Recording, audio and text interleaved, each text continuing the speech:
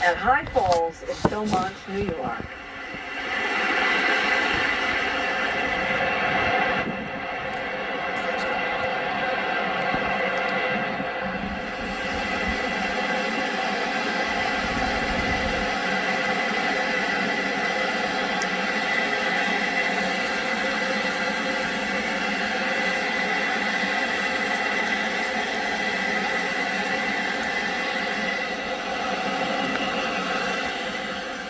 I'm Jane Pauley. Please join us when our trumpet sounds again next Sunday morning. Far in your Easter bonnet, with all the frills upon it, you'll be the grandest fellow in the Easter parade. I'll be all in clover, and when they look us over, we'll be... I'm Weijia Jiang in Washington, and this week on Face the Nation, the latest on the Trump administration's showdown with the courts over deportations, and a closer look at the president's agenda on education, environmental policy, and more. In a rare weekend ruling, Supreme Court justices blocked the Trump administration's plans to deport a group of Venezuelans held at a detention facility in Texas. It's the latest legal challenge to Trump's embrace of the same 18th century law he used last month to expel a group of migrants. Trump also deported Kilmar Abrego Garcia, a Maryland resident who officials admit was expelled by mistake. Democratic Senator Chris Van Hollen is just back from visiting Garcia in El Salvador. We'll ask him what's next. Then Ukrainian President Volodymyr Zelensky says Russia is violating its own Easter truce. And as President Trump signals the U.S. may walk away from its push for peace negotiations, we'll check in with Pennsylvania Congressman Brian Fitzpatrick, who's just back from a trip to Ukraine's front line. Plus, we'll talk with Massachusetts Governor Maura Healey about her state's fight with Washington over higher education. Chicago Federal Reserve President Austin Goolsbee will join us with an update on the economy. Finally, ahead of Earth Day, we'll hear from the administrator of the Environmental Protection Agency, Lee Zeldin. It's all just ahead on Face the Nation.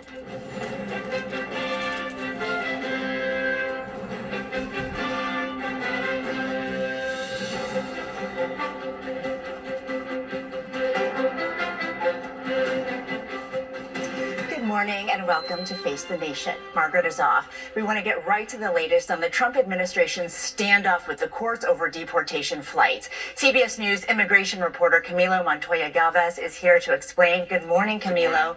So your reporting found that there is a group of men down in Texas, Venezuelan men, who have already been informed that they could soon be deported under the Alien Enemies Act. But early Saturday morning, the Supreme Court temporarily blocked those deportations. So walk us through the ruling and how the White House is responding. So earlier in the week, the ACLU and other advocates sounded the alarm and said that a group of Venezuelan men detained at that Texas detention facility were facing imminent deportation under the Alien Enemies Act, that 18th century wartime statute that is at the center of this legal battle between the Trump administration and advocates across the country. And they said the men had been given notices that they were being accused of being part of this notorious gang known as Tren de Aragua. But we know now that the Supreme Court has blocked those deportations of this specific group of men held in Texas for the time being. But this will not be the final say in this case, and the Justice Department has already said that it should be allowed to carry out these deportations, and that the Supreme Court's order was unprecedented and premature. Well, of course, the administration has already deported 261 Venezuelan men last month to El Salvador, and in an ongoing court case related to that, this week, a federal judge said there is probable cause to find the government in criminal contempt for violating his order at the time to immediately pause those deportations. An appellate court has issued a stay on that decision for now. But what happens next? Well, Judge Boasberg here in the Federal District Court in D.C. D.C. did find that the administration actively and deliberately defied his order to turn around the planes that were in the skies, in the air, when he issued his directive on March 15 to turn around deportation flights carrying people processed under the Alien Enemies Act. Okay, let's go on here. I don't even want to get involved in this conversation because I think it's screwed up both ways. Where he is and not come back to the U.S. Your response?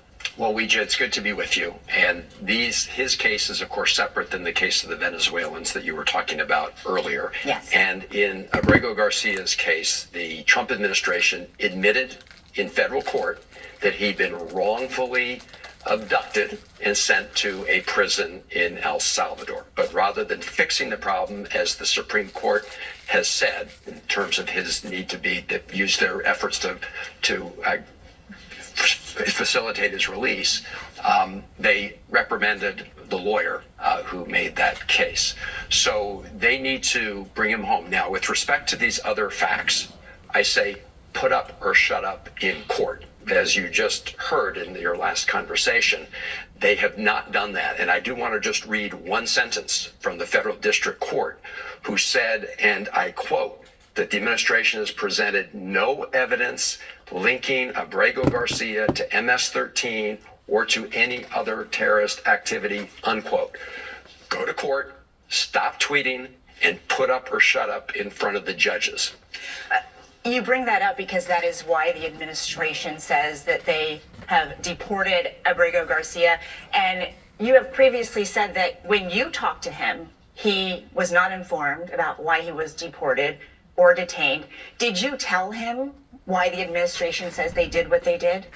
I did not go over all the facts of his case, other than to say that the courts of the United States had determined that he'd been wrongfully detained and deported. He has no news of his case. He did tell me that when he was taken to the Baltimore detention facility, he wanted to make one phone call to let people know exactly what was happening in terms of his detention there, and he was not able to make it. He did not know at that time that they were going to send him back to El Salvador, where, as you say, a federal immigration judge had prohibited the administration from sending him. You also said that you did not directly ask Abrego Garcia whether he is a member of MS-13, which of course the Trump administration has designated as a terrorist group. I wonder why, because that is all we are hearing from the White House. And, he hasn't been able to speak for himself. So did you ask him? Well, I know his answer. His answer he has made repeatedly, including in court, which is that he is not. I was not there to litigate all the details of his case. I was there to make sure that he was still alive and check on his health. That's what I promised his wife and family that I would try to do. And that is what I did.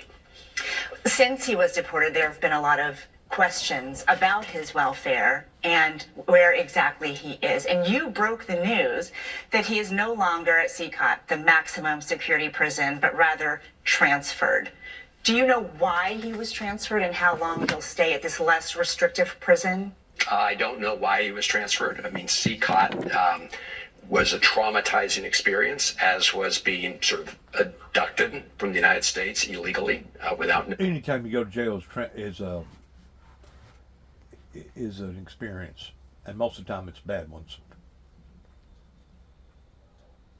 Kelly posted showing you and That's the reason why you go to jail. Abrego Garcia sitting around what appears to be margaritas. You have blamed him for trying to deceive people with props. After he posted those images, he also posted, quote, "I love chess." Do you have any concerns that the Salvadoran government used you as a pawn to make their point that Abrego Garcia is doing well and that he should stay where he is? No, in fact, the El Salvadorian government tried really hard not to let me see him. But I think they realized that that was not a good look at the end of the day. I had press conferences in El Salvador with local press and made the point that El Salvador was violating international law by not allowing anyone to reach him, not his wife, not his lawyers, nobody. They realized that was a bad look. So I'm glad I met him. That was the purpose of my visit. They go to great lengths to deceive people. And that's what you saw, because they got these government guys essentially told the waiters to bring these drinks that appear to look like margaritas to the table. No one touched them. I can go into the details about how their whole scheme was set up. But the reality is, if you look at the photos when I first sat down and the ones at the end, you can see that that was all staged. They're trying to create the impression that, this is a guy in paradise, when in fact he's been in one of the most notorious prisons in the world. Well, the Trump administration has made abundantly clear that they have no intention of bringing him back to the United States. And in fact, the official White House account posted a picture that says exactly that, based on their own edits. Is it fair to say that Abrego Garcia will remain in El Salvador as long as Trump is president, or unless Trump changes his mind? No, because the Supreme Court of the United States and the other courts have said that the administration has to facilitate his return. As of right now, they are in defiance of that court order. They're not doing anything. I want to be really clear. This is not a case about just one man whose constitutional rights are being ignored and disrespected. Because when you trample on the constitutional rights of one man, as the courts have all said is happening in this case, you threaten the constitutional rights of every American. I would think that conservatives and libertarians... Okay, due to what he just said, those that are aware of the Windmill Ministries history in response to what has went on since 9 tapes went to the White House in 1988 during Ronald Reagan and Mr. Bush's presidency. Because my rights was trampled upon, beginning with Homeland Security in 1989 in Jackson, Tennessee, towards confiscating something from a ministry that they never should have.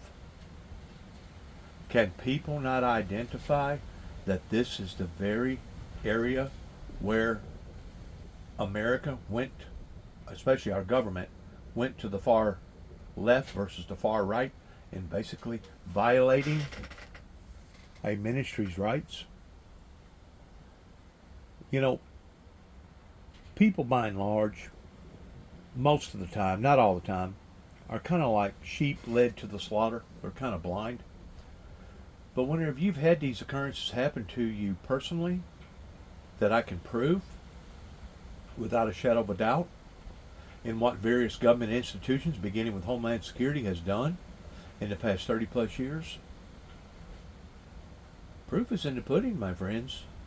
And in my testimony that I put forth every time, or almost every time, that I begin to make a video link, putting it out to public domain in response to all this. So you wonder what's jinxed the American people? You wonder what's jinxed the world? You got to go back to its original core of origin. That's how you be a good detective. You turn over every rock. You look at every aspect of everything that has occurred that may have an effect on what is occurring or what has happened, and you go from there. You build your case. And I've tried to do that in a very noble, elegant way. I mean, I'm not really trained for this. I've never been trained to be a journalist investigator or a journalist detective towards going out in the field, rolling up your sleeves, and finding out various truths, similar towards how that I went down to Mount Carmel, Waco, Texas, and similar towards how I went out to Oklahoma City, Oklahoma, and basically rolled up my sleeves and found out the stuff that most of the American people had never been familiar with. That basically was an all-out and out lie, because by telling half-truths, you're not telling the whole truth. And I still believe that if the whole truth would have come out regarding what went on in Mount Carmel, Waco, Texas, especially during the court procedures, with either Janet Reno or the court procedures down in Texas, I feel like that it's a possibility that some nut job like Timothy McVeigh never would have took it upon to himself towards creating a vicious, horrendous act the way that he did in a basically killing 168 people in one day that was tied into that in a either direct or indirect way pertaining to the Mount Carmel Waco incident. So it all corresponds with each other in looking at the dots. Like I said, and I'll say again, and I always say this, that the primary reason why that I went down to Texas first, because I had to free my conscience of knowing that those people had not been misled, misguided by being basically a bunch of doomsday preppers waiting for the sky to fall. It's on making sure. In response towards some of the information that they've been given to them about me. Senator Van Hollen, thank you. We hope to see you back soon. Thank and happy you. Easter. Thank you. Face the Nation will be back in 1 minute. Stay with us.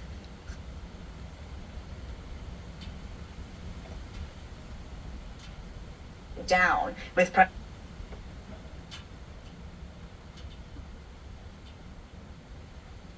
Pennsylvania Republican Congressman Brian Fitzpatrick is just back from a trip to Ukraine's front line, and he joins us this morning from Langhorne, Pennsylvania. Congressman, thank you for being here. Good morning, Ouija. Happy Easter. Happy Easter to you too. So just hours ago, you landed from that visit to Ukraine and you had a chance to sit down with President Zelensky. Did you talk about the status of the peace agreement that the U.S. is trying to broker? We sure did. I spent a lot of time with him one-on-one. President Zelensky and I have spoken many times. I consider him a friend now and a great leader. And yes, we talked at length about a whole host of topics. We didn't leave really anything out of the discussion. And obviously that day he was signing a memorandum of understanding on a minerals agreement, which they've gone back and forth on. You know, he and I had talks about the security guarantees. That's obviously a big concern of his. He is rightfully concerned. The history is with the Budapest Memorandum, when Ukraine was the third largest possessor of nuclear weapons, they gave them up voluntarily based on a memorandum, also a memorandum in 1994, that said that they would get security guarantees in exchange for giving up their nuclear arsenal. And as it turns out, that promise was not kept by none other than Russia, right? Go figure. So he has justifiable concerns, but we talked through that because we do want this economic partnership to be the precursor to security guarantees. And just a quick follow on that, Congressman. The president indicated in the Oval Office on Thursday that that deal would be signed next week. Do you know if that's true? Well, that remains to be seen, and it depends on what's in the deal. So what President Zelensky made clear to me, as he has many times, is that certain agreements can be signed by his finance minister and Secretary Besson. But if it's worded differently, if there are specific numbers, for example, that's something that needs to go through his parliament and potentially our Congress if it's fashioned in terms of a treaty. So a lot of it's going to depend on the details and what is actually in it in terms of what's required for approval. Okay, so we'll wait to see that. You just talked about all the frustration that Zelensky continues to express, and he did so with regard to this Easter ceasefire. If these two countries can't even get through a holiday ceasefire, how realistic is a 30-day pause, not to mention the end of a war anytime soon? That is entirely up to Vladimir Putin. The man has never kept his word ever in any context, as far as I'm aware. So we have to know what we're dealing with. Our government, I hope, knows who they're dealing with Vladimir Putin. He's not a man of his word. He's not interested in peace. I hope he gets there. He is not all that different, Ouija, from the schoolyard bully. If you look at Russia, right, obviously it's huge geographically. But a population of about 150 million people, about half the size of the United States, 1/5 the size of Europe, a total GDP of $2 trillion. That's the GDP of the state of Texas.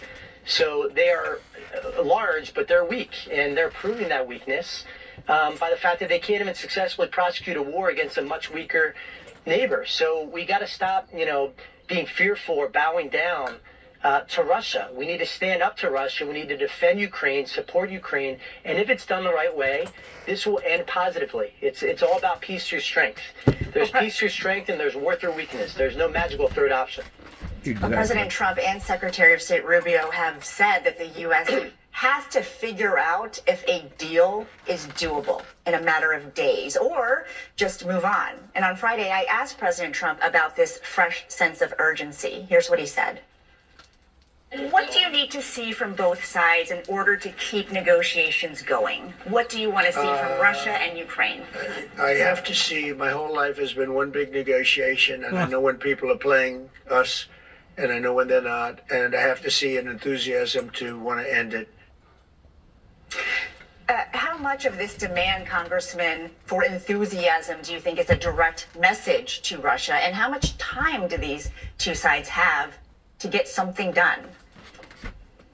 Very little. Well, I hope it's directed to Russia. I think it is directed to Russia. I can tell you, President Zelensky, the Ukrainian people, I know them well. I've lived there as an FBI agent. I was assigned there as a working Russian counterintelligence.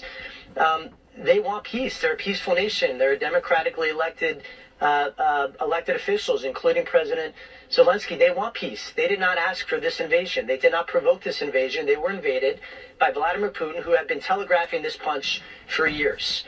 We all knew what he was intending to do, and now he's doing it. He views the fall of the Soviet Union as the greatest geopolitical disaster of our lifetimes, and he's trying to reconstitute it. Step one is Ukraine. We cannot allow him to do that. And what we also can't allow is for the precedent being set here that dictators are going to be rewarded for violating the territorial borders and territorial sovereignty of their neighbors. We cannot reward that. So, I want to say this too. I think Secretary Rubio is doing a great job. He's a smart man. He understands Putin. He understands the dynamic of the Russia-Ukraine conflict and the history there. And I have full faith in his ability to barter a just and fair agreement. But it's important to remember, and this applies to all agreements where we facilitate as a nation, that it's ultimately up to the nations to accept and abide by those conditions. President Zelensky, the Ukrainian people desperately want peace. They've always wanted peace. They were a peaceful nation before Russia wrongfully invaded them, and they want to get it back. But it's got to be a just and lasting peace. And very quickly, Congressman, because we have to let you go soon, but if these talks fail, the president was ambiguous about whether the administration would continue to support Ukraine, and Speaker Johnson has earlier said that there was no appetite for additional aid. So will there be a new bill on the House floor? Quickly. Yeah, I don't want to get ahead of the administration or the speaker, but I will just leave it at this. I will do everything in my power to make sure that Ukraine wins this fight and that Russia loses and that we have a peaceful settlement. If you look at every time the Ukraine support has been put on the House floor, overwhelming support. Thank you, Congressman Fitzpatrick. Really appreciate your time.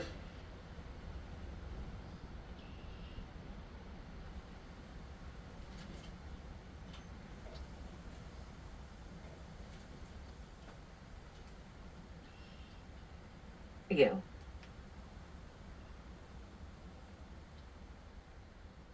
Nation, stay with us.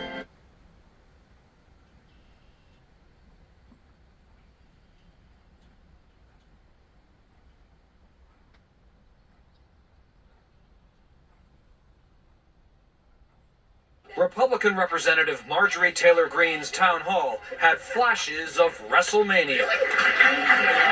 Hostility, jeering, scuffling with security, and a ringmaster, Georgia's firebrand congresswoman. This is a town hall. This is not a political rally. This is not a protest. 3 hecklers were arrested. Police tasered 2 of them, including this man. These town halls have become so raucous, Greene is one of the few Republicans to hold one during this congressional recess. Their national party has suggested members hold virtual town halls instead. Already in 3 months, we got more emails than all of last year. What does that tell you? For an hour in Iowa, a room full of Senator Charles Grassley's constituents ganged up on the 91-year-old Republican. Do your job, Senator. Yeah. Yes. Obey the Supreme Court. They're furious, and they want answers on issues from Social Security to deportations. Are you going to bring that guy back? from El Salvador? Why not? Well, because that's not a power of Congress. In these moments, some people clearly seem scared. Alaska's Republican Senator Lisa Murkowski made this extraordinary admission. We are all afraid. I'm oftentimes very anxious myself about using my voice because retaliation is real. And it's not just Republicans getting an earful from their constituents. I don't believe that you have thought large enough. Democratic Representative Laura Friedman got the same message from Californians. Okay, please sit down. We have a lot of questions I want to get through. Do more. Fight harder. And yet there's this reality check. The president's approval rating stands at 47% in our recent CBS News poll, higher than at any point during his first term. What happens when reporters take you? Kind of speaks for the proof of what's going on towards people's feelings. Well, that's what I would say.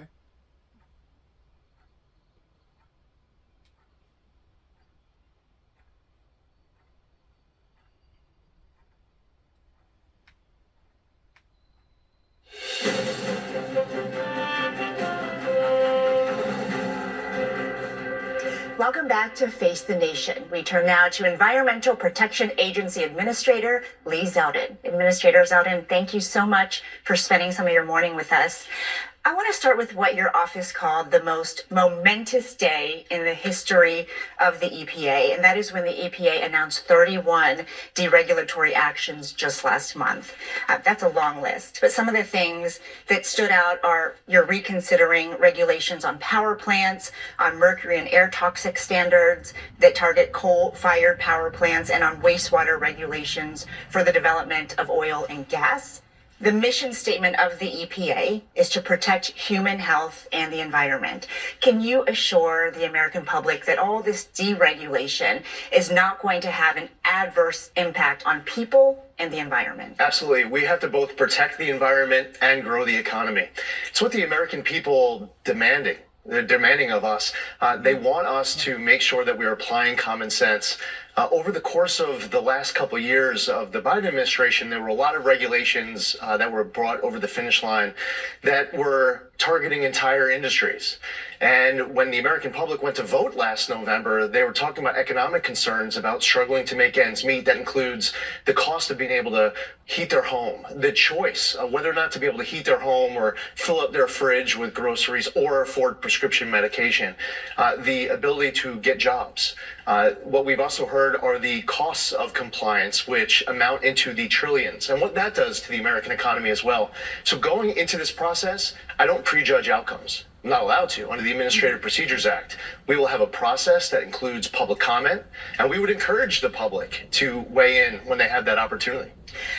Last month, you also announced that your agency is proposing changing the waters of the U.S. And of course, those are subject to regulation under the Clean Water Act and historically set standards that the EPA can address pollutants in our drinking water, including forever chemicals known as PFAs. I bring that up because during your time as a congressman, you advocated for legislation to address those dangerous PFAs in our water. Can you talk about the specifics of what waters could be now excluded from EPA regulation and why? Okay, so the first thing on the waters of the U.S., the United States Supreme Court, in a decision called Sackett, put out prescriptive language saying what should be considered a water of the U.S. And what we're going to do is get the federal regulation in line with the Supreme Court decision that came out. Right now across the country, the map of 50 states are operating under different definitions of what is a water of the U.S. And there are farmers and ranchers and other landowners and they don't know whether or not water on their land is a water of the U.S. They have to go hire an attorney or someone else to tell them whether or not they have waters on their property. So on that front, we want a simple definition for the entire country so that people understand whether or not there's a water of the U.S. on their property. It's also important to some governments that weighed in as well. With regards to PFAS, very important issue. And we have to ensure that we are tackling it. I was a member of the PFAS task force when I was a member of Congress. I represented the district with a bunch of PFAS issues. I've heard some feedback from members of Congress as it relates to PFAS. One example is that there are compliance dates coming up where there are local water municipalities that are saying that they're going to have trouble meeting those particular deadlines, and they're looking for assistance. So I've heard that from members of Congress. Now, that feedback from members of Congress, it's important. Something else they talk about is called passive receivers. So a local water municipality would have to pay for the PFAS cleanup, and then they pass it off to their consumer. And that is against the principle of polluter pays. Instead of making Americans pay to clean up PFAS from their own drinking water, the responsible party should be paying. And in many cases, the responsible party is the federal government. I want to turn to also the $20 billion worth of clean energy grants that you terminated, because just last week a federal judge ruled that the government must unfreeze that money because the administration did not offer sufficient evidence for waste, fraud, and abuse. Now, the ruling has been stayed while the appellate court looks into the case further. But can you talk about what this judge says is a lack of evidence? Because there are several ongoing investigations to look for that waste, fraud, and abuse, but they haven't concluded. Yeah. So why did you freeze the money before those investigations wrapped? And I'm glad you pointed out that the circuit court then stopped what the district court was saying. So self-dealing and conflicts of interest, unqualified recipients, lack of sufficient EPA oversight. These were all concerns that we had. First, had the alarm raised when a Biden EPA political appointee in December was on video saying that they were tossing gold bars off the Titanic, rushing to get billions of dollars out the door before Inauguration Day. And also said with an eye towards getting themselves jobs at recipient NGOs. So, for example, as it relates to unqualified recipients, there was one recipient NGO that only received $100 in 2023. They got $2 billion in 2024.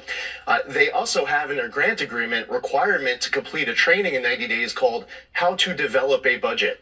They were amending the account control agreements days before the inauguration, reducing EPA oversight. There's all sorts of questions that you can ask me as it relates to where this money goes, because the $20 billion goes through 8 pass-through entities. EPA isn't even a party to the account control agreements once it goes to the other entities, including many other pass-throughs. If you ask me what happens to that money, basic questions, $20 billion, I couldn't even provide answers to you. Now, I owe it to you, to the American public, to Congress, to be able to tell them where that money goes. The idea that we're going to play along with tossing gold bars off the Titanic is something that I will not go along with. I have a zero tolerance for any waste and abuse. It is my duty to ensure that I'm an exceptional steward of tax dollars. It is my responsibility to make sure we have more oversight of those funds. You bring up the gold bars because of that Project Veritas video, where one former EPA advisor used that phrase. But you're not banking all of these cuts based on that one assertion, are you? Yeah, so it's interesting because you asked me, I brought up one piece of example as it relates to that video. I talk about unqualified recipients. I talk about an NGO that's brand new that received $100 and they get $2 billion. I talk about how their grant agreement tells them that they have 90 days to complete training called How to Develop a Budget. I talk about how they're amending account control agreements just days before the election. And the judge says that's not sufficient evidence. Oh, no, it's actually worse than that. In the judge's opinion, she doesn't even reference it. She ignores it. Now, this is one of the problems with district court judges across this entire country. They were not elected president of the United States. It is important for us to be able to fulfill our constitutional duties, to follow our statutory obligations, and it is important to be a responsible steward of tax dollars. But what shouldn't happen is ignore all of the evidence and then just say there is no evidence. The 39-page opinion of the district court doesn't even reference any of that. And if we had more time and you said, hey, Lee, why don't you provide for me 15 more examples of evidence right now? And it's up to you. I don't know how much time you have, but I could just keep going of all of the evidence and talk about self-dealing, conflicts of interest, unqualified recipients, and reduced oversight. Administrator, I will get that from your team, and I appreciate it. We will also be watching that case as it unfolds closely. Thank you so much, and happy Easter to you. We'll be right back.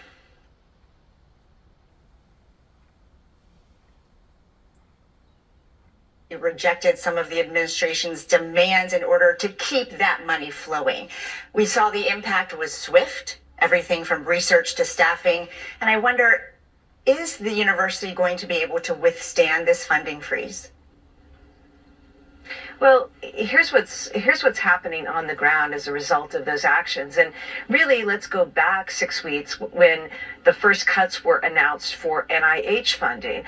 Massachusetts, we've got a number of colleges and universities, research institutions. These are entities that actually have pioneered for decades cures to diseases, cancer, working right now on treatments for Alzheimer's, Parkinson's, and so much more. In addition, they've often been the ones that have been leading the research when it comes to our defense industry. I could go through the various sectors, but basically what Donald Trump is doing by cutting off this funding, a few things are happening.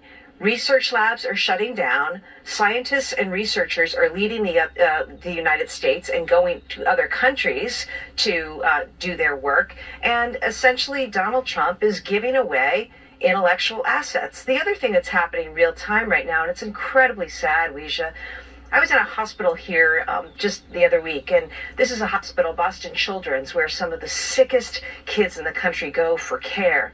And there have been cuts to Boston Children's and other hospitals as a result of Donald Trump's actions, because these are part of a teaching hospital system.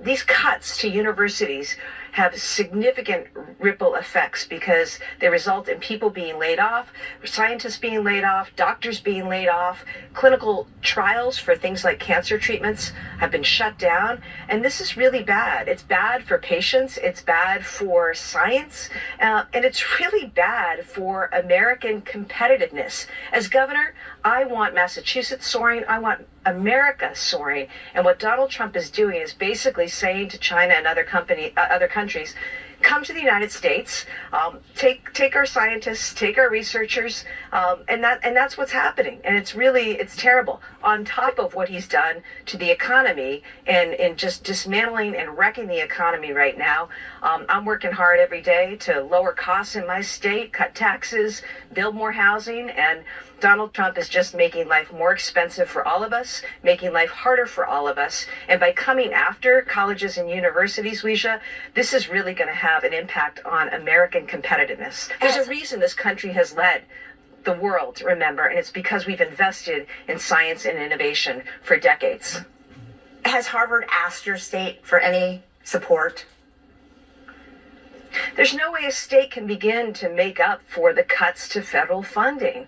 The cuts that Donald Trump has made to education, to health care, food for kids, heating assistance for seniors. He just cut off FEMA disaster relief for our states the other day. And as governor, I'm going to do everything I can to protect my residents, to protect our state, to protect our economy, but he makes it really difficult. I'll give you an example, Weisha. I filed and signed the largest housing bill in history. I want to build more housing so that we can drive down costs. Donald Trump comes in with tariffs. Where do we get our lumber from? Canada. Where do we get other building materials from? Mexico. He's just made everything more expensive and more difficult.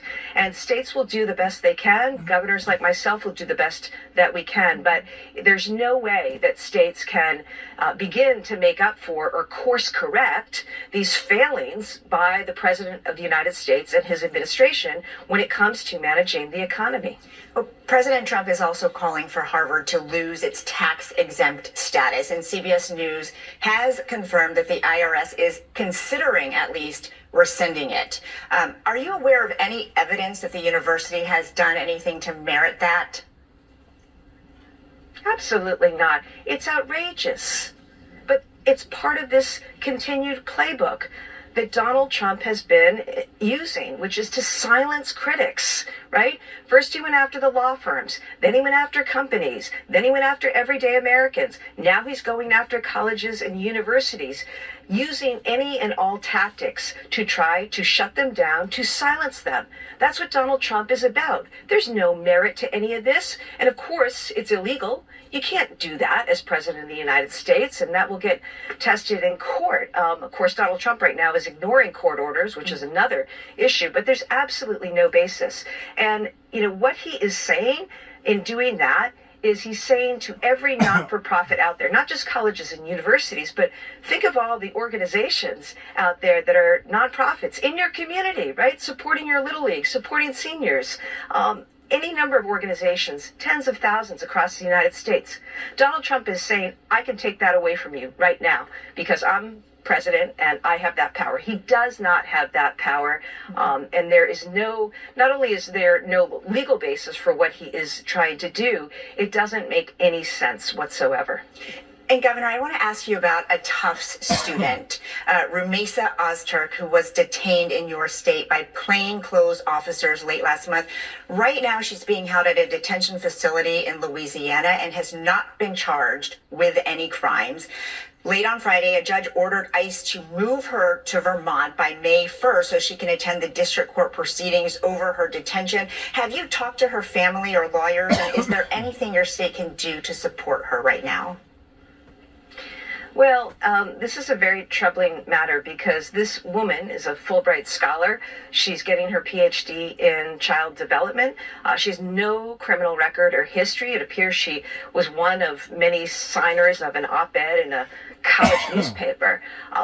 The courts are already involved here, but it's very concerning. It's very concerning because there appears to be a total ignoring of due process, which is so foundational to our democracy and our rule of law in this country. And it also sends such a chill to students everywhere, including foreign students. Massachusetts is a place where we benefit from foreign students coming from all over the world to do research, to study, and to start companies, in addition to winning Nobel Prizes. And this is really important because when I talk about Donald Trump's failed America First agenda, Weisha, this is what I'm talking about. Governor, people are not going to come to the United States. They're going to go elsewhere. Thank you so much. I'm sorry we have to leave it there, but I appreciate you so much this Sunday to share some of your time with us. Thank you, Governor. And we'll be right back in a moment. Starting tomorrow, you're a very big draw, Mr. Clooney. I'm the luckiest man in the world. Plus, Hugh Jackman, Smokey Robinson, and superstar mom, Tina Knoll.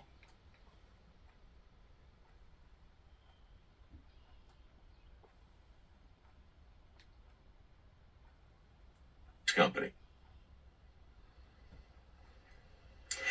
We turn now to the economy and the president of the Chicago Federal Reserve Bank, Austin Goolsbee. He joins us this morning from Chicago. Austin, it's great to see you this morning. Yeah, thank you for having me, Ouija. I want to talk about President Trump's tariffs plan because last week, Federal Reserve Chairman Jerome Powell said tariff increases were higher than expected and the economic effects will be too, including higher inflation and slower growth. Do you agree with that assessment? Well, I'm out here. The Chicago Fed District is kind of heart of the Midwest, Iowa, Illinois, Indiana, Wisconsin, Michigan. Folks, when I'm out talking to them, business people and civic leaders have been saying for months that they had anxiety that if the tariffs were going to be as big as what they were saying they might be in February, March, that would have a pretty significant impact on their operations. The tariff announcement April 2nd was definitely bigger than what they had been expressing. But there's just a lot of question marks. We don't know 90 days from now when they've revisited the tariffs. We just don't know how big they're going to be. Yeah, and the administration says they have a lot of deals in the works. So we have to wait to see what those look like. Trump's former top economic advisor, Gary Cohn, was on CNBC talking about what he is hearing from business executives about how they are impacting consumers right now. I want to play some of that for you. What everyone's worried about is June, July, and August. Are we just pulling all this demand forward from the summer? Because people that were going to buy stuff naturally through the next 6 months are saying, look, I'm going to save the tariff. I'm going to buy it now.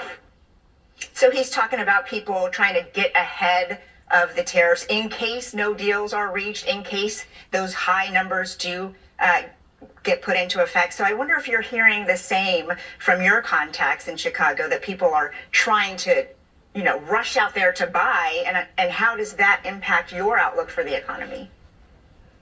Yeah, that kind of preemptive purchasing is probably even more pronounced on the business side, where in anticipation, a lot of the imports that the tariffs would apply to, especially in the auto sector, are things that are parts, components, supplies that go into the manufacturing of other products. So we heard a lot about preemptive building up of inventories that could last 60 days, 90 days if there were going to be more uncertainty. That raises the possibility that Gary Cohn raised there, that activity might look artificially high in the initial, and then by the summer might fall off because people had bought it all and brought it forward. I'm still hopeful, and the people that I talk to out in the Midwest are still hopeful that on the back end of this, it would be more like what Secretary Bessent said, that this could be a spark to lead to a new, he called it, golden age of global trade. If we can get through this, it's important to remember the hard data coming into April was pretty good. The unemployment rate around steady, full employment, inflation coming down. It's just a desire of people expressing they don't want to go back to kind of 21 and 22 at a time when inflation was really raging out of control. Got it.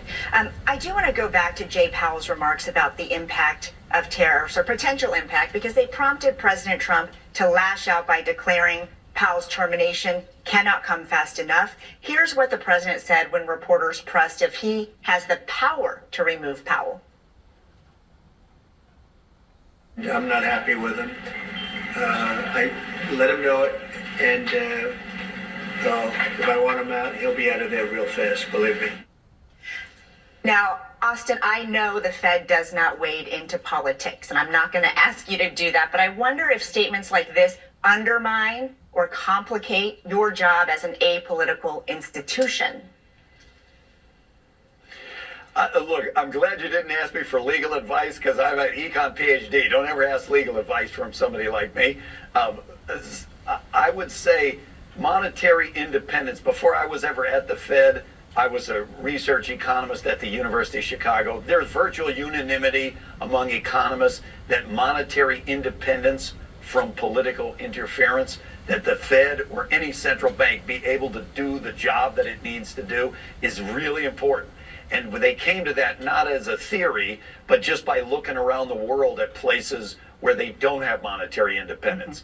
And the fact is, the inflation rate is higher, growth is slower, the job market is worse. So we've really, I strongly hope that we do not move ourselves into an environment where monetary independence is questioned, because that would undermine the credibility of the Fed.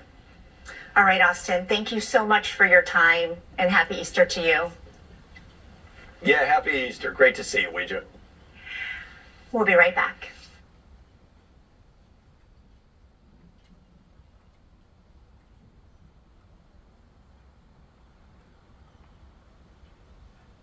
That again this morning. The 88-year-old pontiff, who has been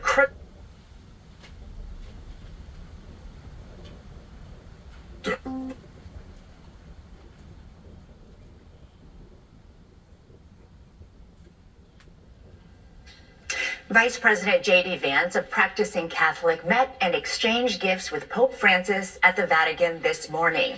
The 88-year-old pontiff, who has been critical of the Trump administration's immigration and deportation policies, has been recovering from pneumonia for the last few weeks. That's it for us today. Thanks for watching, and happy Easter. And for Face the Nation, I'm Ouija Chen.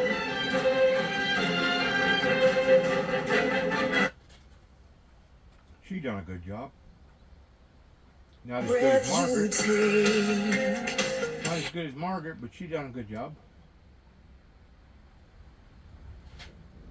Constructed beautifully, all by hand. The amount of care that goes into every single piece is phenomenal, and it's so special for us that we have this kind of relationship, because anytime we have a question or a concern, they're right around the corner.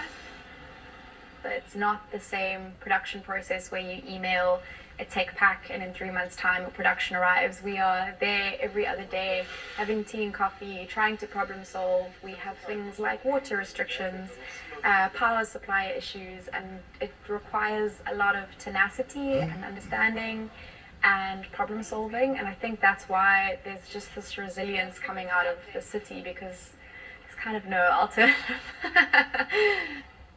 As well as sharing the block with their denim supplier, Art Club and Friends are also situated just a short walk from the screen printer, responsible for delivering some of the design.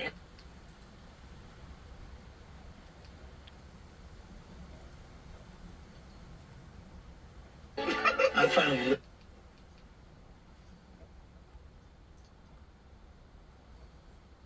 For just a moment and say, if that's all that happened. Types of demands from the U.S. One, Iran might be able to keep a nuclear program as long as it's monitored. The other, you got to do away with it all. Where is the U.S. on this, and what's it going to take to get a deal done?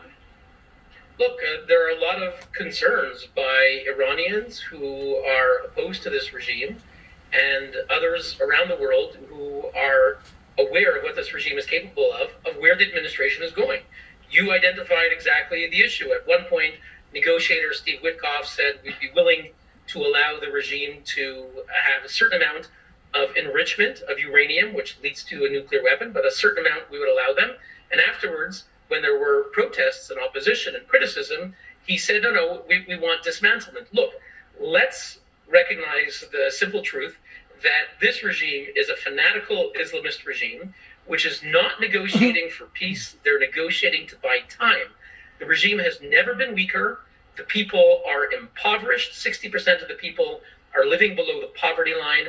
The regime has no legitimacy. They have no air defenses. Israel eliminated most of their air defenses several months ago. In many ways, the regime is a sitting duck. The currency is at an all-time low. So the regime is at one of the lowest points in history. There is a fear that the administration, by going with these talks, we just had round two, there's going to be another round. There's talk about 2 months of negotiations. All of that buys valuable time for this regime. And there's a question on whether Witkoff, what is his goal? Is it, as you said, dismantlement? That would be one thing. That's the Libyan model, complete dismantlement. Or is it allowing the regime to always have that, proximity to the bomb? If it is that second option, if Iran can still enrich uranium, albeit at a much lower level, isn't that basically the deal that Obama struck with Iran and that the Trump administration got out of in 2018? Well, I think many critics are saying exactly that. President Trump, you called out the Obama deal as something that only benefited the regime. You called for maximum pressure. That worked.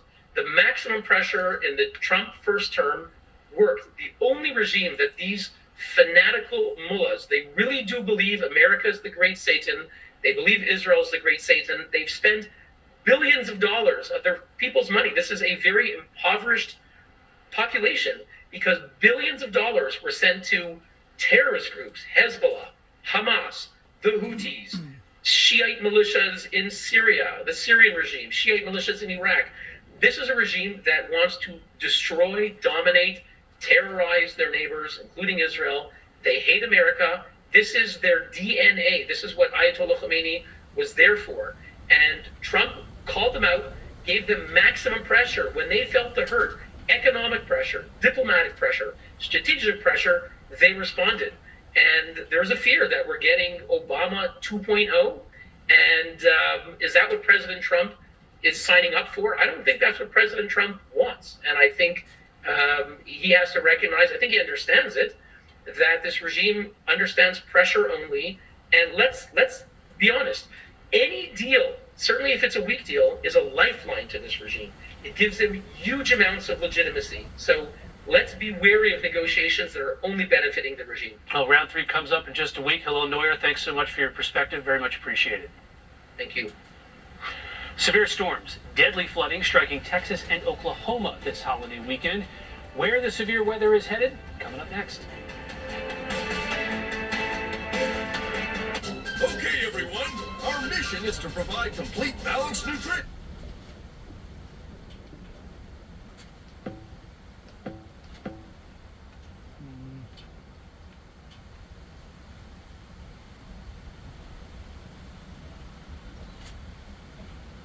missions. The idea that there's some magic answer that's out there and the secretary is going to find it by September is absurd. And it leads one to the conclusion that you're drawing, which is he already knows the answer. He's made up his mind. This is not going to be a scientific inquiry. And the bottom line is when you distract people with wrong answers, you don't do anything in terms of helping kids with autism. That's the biggest tragedy here. I want to ask you about measles. This is the question I think so many parents, my kids are little, so many people watching have grandkids and little kids. I mean, the CDC this week confirmed that cases rose to a total of 800 across 24 states in the U.S. The first case in Virginia was reported, I believe, yesterday. State where I live, neighboring countries like Canada and Mexico are also seeing outbreaks. I know there's been ups and downs with this before, but can you put into perspective for us how big of a deal the uptick in cases is? And what would be the message if you were still in the White House that people would need to hear? You can be their public health doctor right now. Yeah, so first of all, we are now already at the second worst outbreak of this century, of the last 25 years, and we're still in April.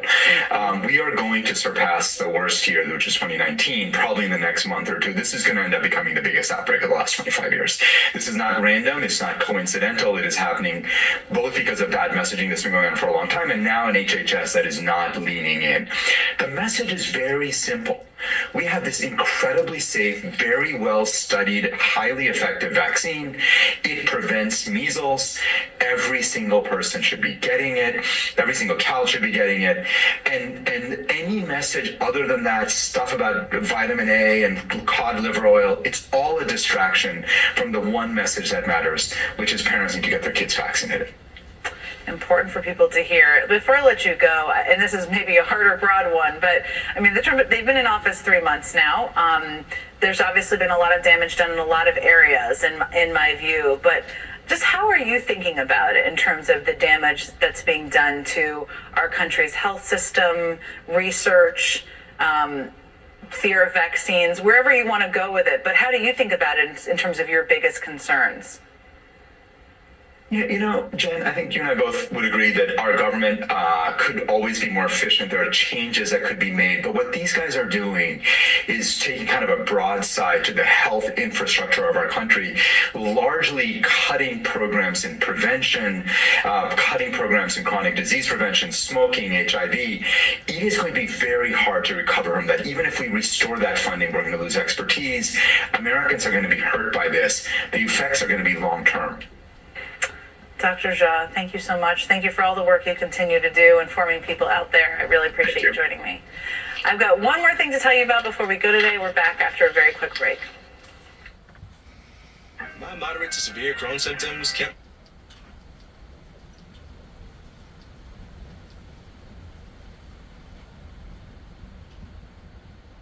in the world. Watching what,